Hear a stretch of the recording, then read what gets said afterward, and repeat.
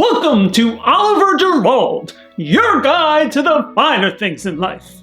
So, Prince Harry's tell-all memoir, Spare, is breaking sales records.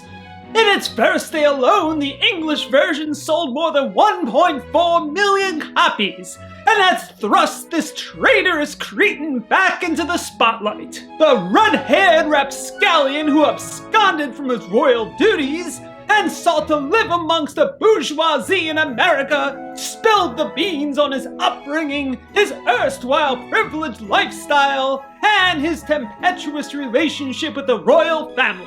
Harry whined about the alleged sexist and racist treatment accorded to his peasant American wife, Meghan, and how Buckingham Palace was in bed with the tabloids amongst his voluminous scandals.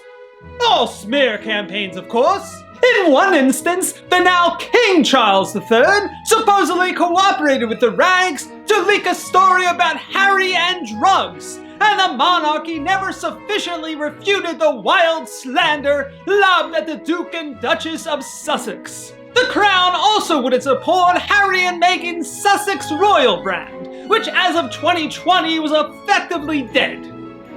Again, all of this according to Harry. And this whole sorry episode has emboldened those who'd see the British monarchy abolished, its ceremonial role eliminated and dispersed amongst elected officials. Democracy, the true scourge of our time. This is but the latest salvo in the ongoing battle to curtail the monarchy's power, the process having arguably begun with the Magna Carta of 1215, but really in 1689, when Great Britain officially became a constitutional monarchy. From there, it was a gradual process of refuting the cherished divine right of kings and slowly shaping the monarchy into a mere ceremonial apparatus. Some folks who abuse the hell out of their freedom of speech feel the British monarchy is an obsolete relic, but I'd argue it's never been more relevant, and here's 5 reasons why. Those who aren't a product of the American education system know that veins appear blue because blue light can't penetrate our skin and is reflected back into our eyes. And if you were educated in America, you probably think it's some cerulean witchcraft. But with the British royals, the term blue bloods isn't figurative. Few know this, but thanks to the divine right of kings and no small amount of inbreeding, the monarchy is actual blue blood. They're the last of their kind in the world, though mere ancestry doesn't do the trick. It's their privileged place in society, coupled with their royal lineage, that turns their blood the color of whales and robin's eggs. The ancient and sacred order of the Blueberry Bloods must be maintained. Today's youth wouldn't know a fish fork from fish sticks, or a noble penis from a lowly peasant appendage. And someone has to maintain the customs and traditions originally created thousands of years ago for the nobility to lord their power and status over the common folk. In fact, 75% of the income drawn from the duchies of Cornwall and Lancaster goes towards the Royal Finishing School, which is mandatory for every British person born with blue blood in their veins or above a certain income class.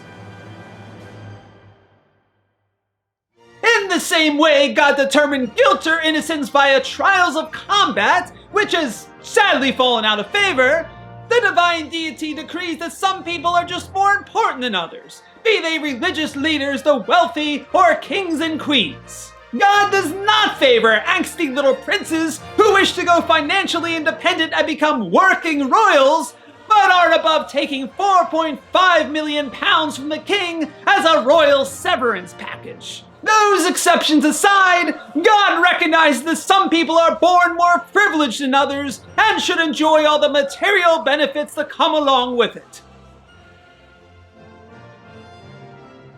One of the most important functions of the UK sovereign is chairing the Privy Council, with number 1 and number 2 orders of business and reasoning as circular as a porcelain bowl.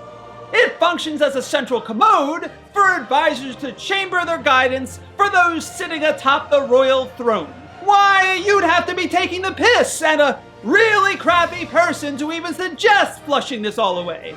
The head of state is no ordinary John, and he deserves honest feedback. Let's face it, no one's visiting England for its fine cuisine, which is somewhere between a hungry man dinner and boiled asparagus.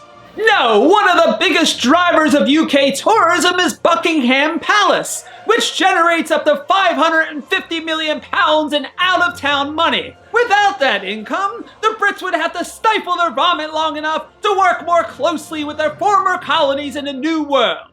And for my part, I'd rather my blue blood turn to Crisco and my entire fortune go towards the American Irish Historical Society than do business with John Q. Yankee. Be sure to show your appreciation for my efforts with a like. And I shall return to educate the great unwashed masses and all those of good letters and breeding on the finer things in life and delightful cuisine.